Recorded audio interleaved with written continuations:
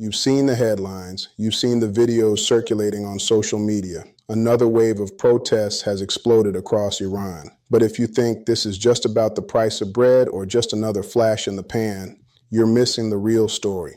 What we're watching right now is something far deeper, a pressure cooker that's been building for decades, and the lid is starting to come off.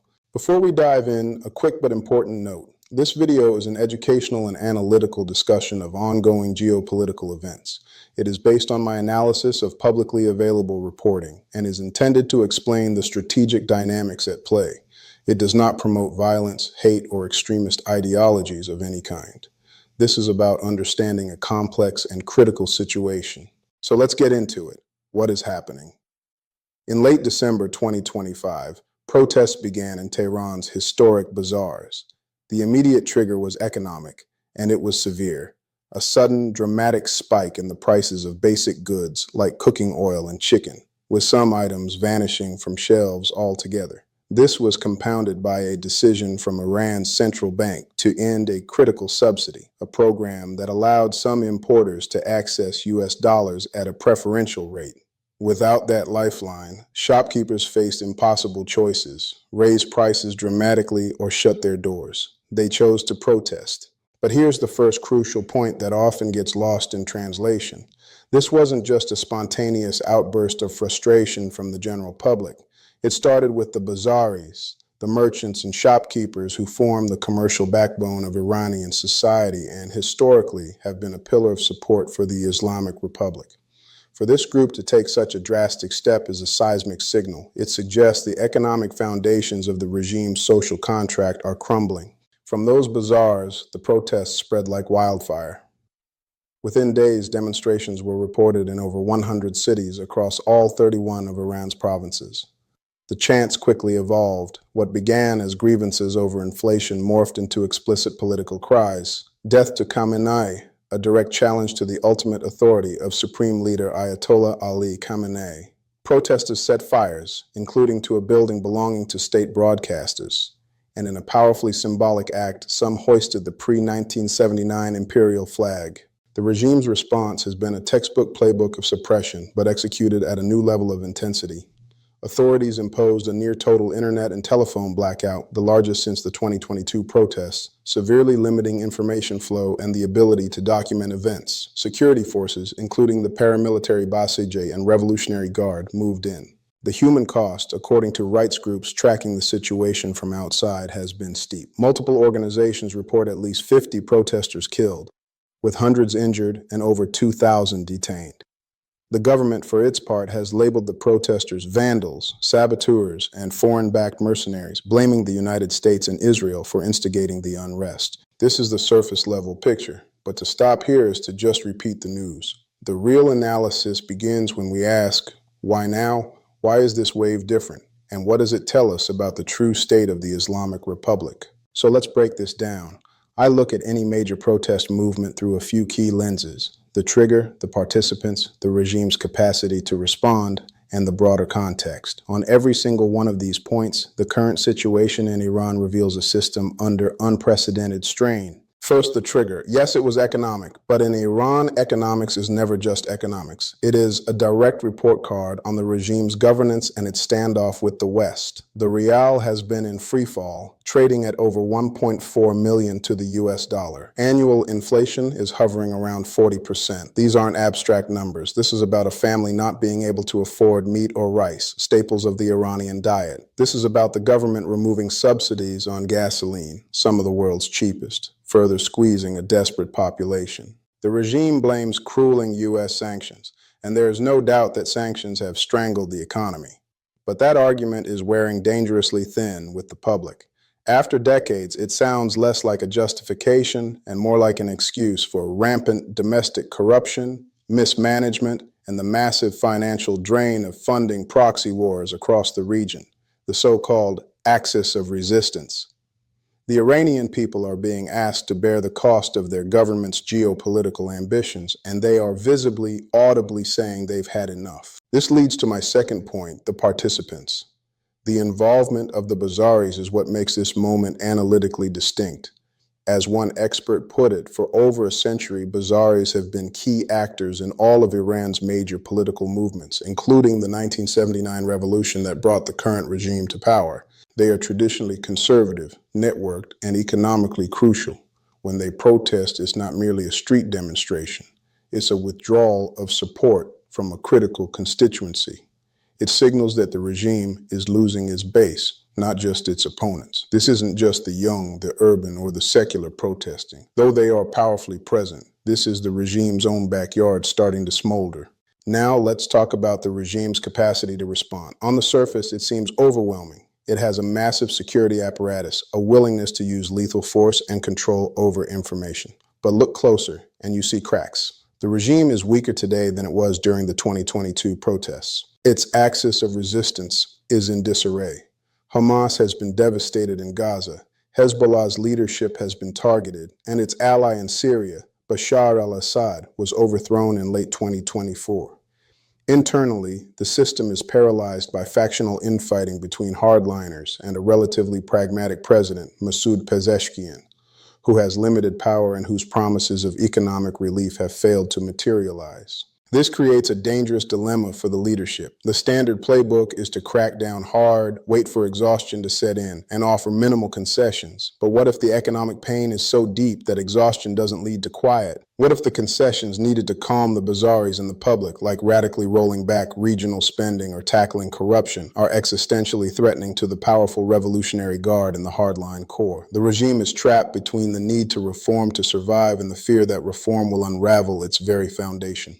This is where I want to address a common counterargument I've seen. Some analysts say, this is just another economic protest. The regime has survived worse. The security state is too strong, and the opposition is too fragmented. There's truth in that. The regime has a monopoly on organized violence, and no clear, unified leadership has emerged from the protest movement. Survival in the short term is more likely than immediate collapse. But this analysis misses the cumulative effect. Think of the regime's legitimacy as a battery. Each major protest cycle, 2009, 2017, 18, 2022, and now 2026, drains that battery significantly. It's not just about putting down a riot, it's about the eroding belief across larger segments of society that the system can or will ever improve their lives. As Sanam Vakil of Chatham House noted, these protests will no doubt further damage an already fractured legitimacy for a state that I think is at the end of its life. That's not a prediction of tomorrow's collapse. It's an assessment of a terminal decline in credibility. When people chant, "This is the last battle," they are expressing a mindset, a finality that changes the psychological calculus of resistance. If this is indeed a regime entering a prolonged crisis of legitimacy, the implications ripple far beyond Iran's borders. Regionally, an internally focused, weakened Iran may struggle to sustain its network of proxies. The financial and military support for groups like Hezbollah or the Houthis could waver, potentially creating power vacuums and new conflicts across the Middle East. Conversely, a regime feeling besieged might lash out more aggressively abroad to rally nationalist sentiment, raising the risk of miscalculation with Israel or the United States. Globally, the stakes involve oil markets and nuclear non-proliferation. Iran is a major oil producer. Any severe internal instability could disrupt supplies and send shockwaves through global energy prices. On the nuclear front, the crisis could cut both ways. A desperate regime might accelerate its program as a bargaining chip or a deterrent. Alternatively, a government seeking a lifeline from sanctions might offer new concessions to revive negotiations. The path it chooses depends entirely on which faction gains the upper hand in the internal struggle. For U.S. and Western policy, this is a minefield. Statements of support for protesters, like those from President Trump, are immediately seized upon by the regime as proof of a foreign plot. This can inadvertently give the government a propaganda tool to discredit genuine domestic grievances. Yet, silence can feel like abandonment. The balancing act is incredibly delicate: how to support human rights without fueling the regime's narrative, and how to plan for various scenarios, from a protracted crackdown to a sudden chaotic transition. I believe we are watching the gradual, painful, and nonlinear unraveling of the Islamic Republic as it has existed since 1979. I do not think its end is imminent or guaranteed. Systems like this are designed to cling to power with immense tenacity. But I think its functioning is breaking down. Its ability to command loyalty rather than fear is evaporating. Its economic model is bankrupt. Its revolutionary ideology resonates with fewer and fewer of its own citizens. What I'm really watching now isn't just what happens in the streets, but what's happening behind closed doors, in the corridors of power. Street protests matter, of course, but history shows that regimes rarely fall because of crowds alone. They fall when the people tasked with defending the system begin to hesitate, fracture, or look for exits. That's why the behavior of the security forces is so critical. The Basij and the Revolutionary Guard have been the backbone of the regime's survival for decades. The question is whether the rank and file of the Basij and Revolutionary Guard will continue to follow orders if they're repeatedly asked to fire on their own countrymen. Loyalty can erode quietly at first. Missed shots, delayed responses, selective enforcement, before it ever becomes visible. If cracks appear here, everything else accelerates. At the same time, there are signs of tension at the top. The public struggle between President Pezeshkian's reform-leaning camp and the hardline establishment isn't just political theater. It reflects deeper disagreements about how much repression the system can sustain and whether limited reform is necessary for survival. The danger for the regime is that these elite fissures don't stay contained. One side may eventually decide that making a decisive move is safer than waiting to be overtaken by events. Then there's the economic question, the regime's lifeline. For years, Iran has relied on the assumption that China or Russia would step in when pressure mounted. But so far, their support has been narrow, transactional, and cautious. They're willing to buy oil at a discount or offer limited cooperation, but not to underwrite systemic collapse. Without a meaningful economic cushion, inflation, unemployment, and sanctions pressure continue to feed public anger. Finally, there's the protest movement itself. Passion and courage have never been in short supply, but sustainability is harder. The key challenge is whether the movement can develop some form of protected leadership or a coherent set of demands that go beyond a single rallying cry. Down with the regime captures frustration, but it doesn't provide a roadmap. Without organization, protests can persist, but they struggle to convert energy into leverage. Whether this chapter ends in a bloody stalemate, a dramatic fracture, or something in between, one conclusion feels increasingly inescapable. The old equilibrium is gone. The Iran that emerges from this period of sustained crisis will be fundamentally different. The protests aren't just sparking from a single match. They are burning on a bed of decades-old kindling. And that fire is now spreading to the very pillars that have held the structure up. If you found this deep dive and analysis useful, don't forget to subscribe, like, share, and hit the notification bell. This is a fast-moving story, and I'll be keeping a close eye on it. Thanks for watching. See you in the next one.